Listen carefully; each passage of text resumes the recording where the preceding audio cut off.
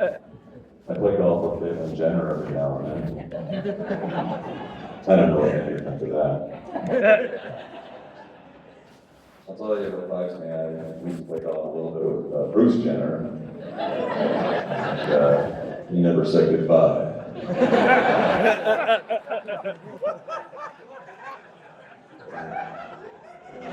When I met Caitlyn, she introduced herself to me as if we'd never met. The only person in the world unaware of the transition that had taken place. She's cool. She doesn't hit from the red tees. I'll give her that. She hits the shit out of the ball. She hits the ball like a dude. That's a compliment.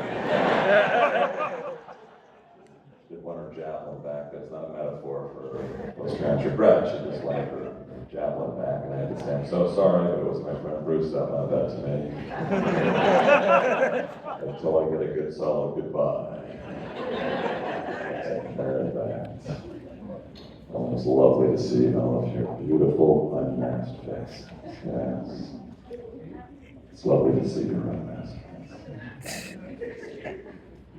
Did that sound creepy? Probably. I just found out that my voice creeps my wife out. No longer allowed to talk when we're intimate. It just creeps her out when I say things like, you know, I'm going to kill you.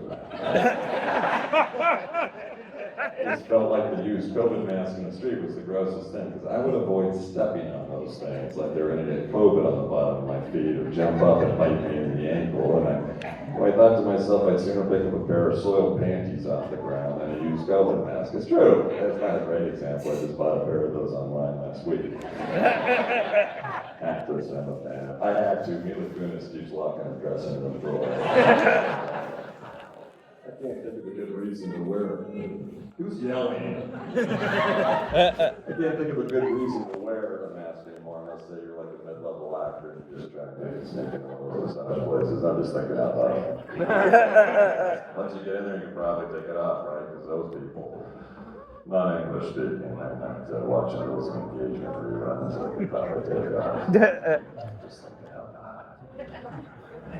I was in Nashville about a month ago. I got to see my favorite band in the world, Pearl Jam. Yeah. I got more Pearl Jam fans here. Yeah. My wife thinks I have a problem. This is a conversation we've had more than once. She goes, you can't get a drink in you without talking about Eddie Vedder. Well, he is Bob Dylan with the voice of Eddie Vedder. You're doing it right now. I'm just jealous that there isn't an artist in this world that you are as passionate about as I am about Eddie Vedder. And then she goes, I'm going to ask you a question. I go, if you asked it a second, Dick, would you? And she goes, how did you know I was going to ask? If asked me that before, it's not that clever. She goes, well, would you? Certainly wouldn't have them suck mine. I wouldn't want to damage those angelic vocal cords. Why don't you think next time before you don't quite ask a stupid hypothetical question? Because for the record, no, gross, but I would jerk them off. I would do it nice and slow. To even flow. I saw a commercial the other day that Snoop wasn't in. It does seem like overnight Snoop turned into America's favorite grandma. Oh, he stepped over the still warm body of Aunt Jemima, stole that crown, got one. Jim Crow era branding, I get it, but I love that damn woman. I wish that, you know, when Aunt Jemima was on your table, it kind of felt like home, you know. And there was definitely a part of me that wished that a woman like Aunt Jemima was my mother, you know, because you knew that Aunt Jemima would give you a big warm hug that wouldn't be followed with, what is that bottle of lotion doing in your room? Well, it's not for my 13-year-old dry skin, Mom. Please get that out of here. Quaker Oats got rid of her for politically correct optics. So if we're going to be clear about that, an old white Quaker fired that hard-working black woman and took her away from everybody. And I feel like maybe just her black brothers and sisters should be the only ones allowed to use her. You know, like that word, I'm just spitballing right now. All right, let's go hypothetical. You're at IHOP. You're about ready to ruin those hot takes with some market pantry target garbage. That's when your brother next to you says, use my Jemima. Chief melting stick slides over some Land O'Lakes butter. Now you're in business. Snoop walks in, sheds a tear. This was Dr. King's vision. Let's make a Benetton act. You know, I mean, we do a guest spots on the Golden Girls if they were still around. probably going to be hosting the Golden Bachelorette, which is essentially a reboot of the Golden Girls if all the four Blanche's dates showed up at the same time. I don't know what's cool anymore. I can't used to kill people like that. It ain't P. Diddy. I know that. You never ever would have, caught me at one of those freak offs. I never get invited to the cool shit. I wouldn't have gone. I wouldn't have gone. I was warned off of that guy years ago by my buddy Jeff Epstein. Remember it like it was yesterday. We were on this little island. Met Prince Andrew was there. My life. John Bon Jovi last year saved a woman's life, talked her off a bridge, right? But you know who else did that? Howard Stern. That's right. These are big stars, and I guess that's why I'm glad I'm just mid-level, because if I ever had to talk somebody off a bridge and that shit went south, didn't get the win, it's not going to make the papers. I am not that persuasive. I can't get my daughter to karaoke Landslide, and if I ask her more than once, she says that I'm guilting her, and I go, I'm not, but someday, at your father's funeral, you're going to feel like an asshole. Somebody was on a bridge, I'd be like, hey fella, you're not feeling too good. Have you ever tried a cold plunge?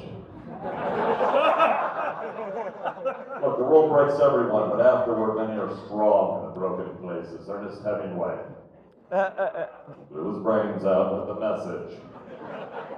I don't know if I'd want to save somebody's life, because if you do, aren't you obligated to be friends with them for the rest of the life? Oh yeah. You get out more for holidays, next thing you know, here it is, lesbian daughter's wedding, which takes forever because the ring-bearing cats, Wanda Sykes and Portia de Rossi, don't take direction because the cats, weddings aren't long enough, now they're going to fuck you with cats, and then you ask me to talk, and that's when I snap. I'm like, I wish you'd jump, Larry, I really do. Making this stupid speech, and then I feel like an asshole, and walking around the next day, there's that bridge, and there's Larry. You got nothing to say. I got nothing to say. I didn't think this gag was going to go on this long. Do we have any fans of Oasis here? Yeah. Oasis sucks. I'll tell you right now, years ago at the Brit Awards, the great Michael Hutchins of NXS presented an award to Liam Gallagher of Oasis for Wonderwall, their one shitty song. And Liam called Michael a has-been on that stage, and Liam is also responsible for saying the entire Seattle movement, such as Nirvana, AIC, Pearl Jam, and Soundgarden, is all garbage. So why is it that a couple of assholes who hate each other and suck like Oasis can muster up another tour, but a band that rocks like Jane's Addiction just cancels theirs after one slappy little bitch fight? I feel like if you're going to cancel a tour, somebody should at least have a black eye. Keith Richards wrote in his book that Mick Jagger's got a small dick. Those are fighting words. They must have that. Yeah. Fleetwood Mac have the decency to fuck each other before they fuck each other. But Jane's Addiction, you like your Oasis. I'll listen to the Smiths, even though Morrissey's a C word. But you're all passionate about our music, I guess. You really are, unless you're my wife, who could just give a shit. My wife goes, but I like music, which nobody ever has to say.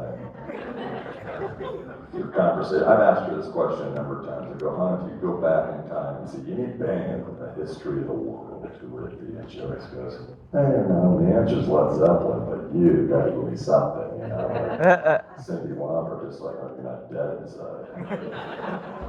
It's been over a year since Matthew Perry passed away. Yeah, still so very sad. Still all we talk about at our secret 90s TV star meetings. David Schwimmer came out to me and he goes, you were only in 9 episodes of Seinfeld, that you didn't, but he's an asshole. Look, at least America doesn't hate my face. Looks like a big camel that sucks with an ugly camel. That's just me. Come on, God doesn't make ugly people. That's true. But now Sarah Jessica Parker and Karen Sedgwick. How did he even bid on that one? Look, I was going on to my Sex and the City joke. I was not leaving. So stupid. Okay. Who here has survived a medieval Catholic upbringing? Okay, you raise your hand there, sir. What do you got for me? You're an altar boy. You were? You retired? Okay. Probably for the better, I guess. Yeah. Was your father in the monastery for 3 months? Yes. My mother was much worse, so we'll get there. I did say you might be in the running. We'll find out. I went to all Catholic schools. I went to Catholic elementary school. And St. Simon and Junior, I remember when I was in 6th grade, we had this priest come to our class. Now, he was the head of the National Catholic Boys Choir. They got to travel the world and sing. I got to go to Austria. And I go home, I go, Daddy, I want to be in that boys' choir. And he goes, well, we'll get you an audition. So the priest came over to our house, and my dad got an accuser, and he could serve test and see whether or not I could cut the mustard. And I don't know what the official diagnosis was, tone deaf, or I looked too old. I didn't get in. Or I looked. I didn't go to Austria. That is the story of how I never got molested.